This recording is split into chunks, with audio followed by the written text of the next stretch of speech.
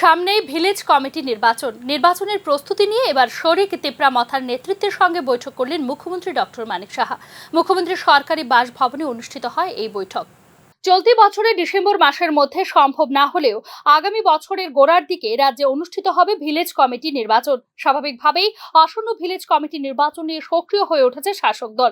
বিরোধীদের নিষ্ক্রিয়তার সুযোগে নির্বাচনে ক্লিন সুইপের উদ্দেশ্যে ইতিমধ্যে দফায় দফায় বৈঠক করেছে ক্ষমতাসীন তিন শরিক দল বিজেপি, তিপ্রামথা এবং আইপিএফটি। এক্ষেত্রে সাইনবোর্ড সর্বস্ব আইপিএফটির চেয়ে তিপ্রামথাকে সবচেয়ে বেশি গুরুত্ব দিচ্ছে বিজেপি। রাজনৈতিক অবস্থান থেকে এই মুহূর্তে উপজাতি আসনগুলিতে ছত্র আধিপত্যের পাশাপাশি বিজেপি কেন্দ্রীয় নেতৃত্বের সঙ্গে সুমধুর সম্পর্ক রয়েছে তিপ্রামথার।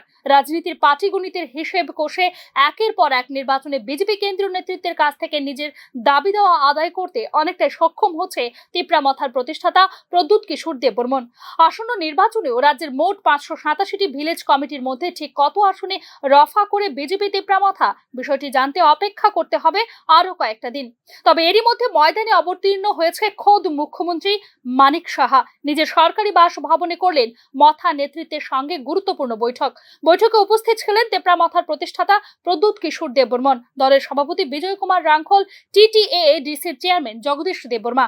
তবে গুরুত্বপূর্ণ এই বৈঠকে আসন রফা নিয়ে ঠিক কি আলোচনা বা সিদ্ধান্ত হয়েছে তা নিয়ে মুখে কুলুপ এঁটেছে বিজেপি এবং তিপ্রামথা উভয় দলই।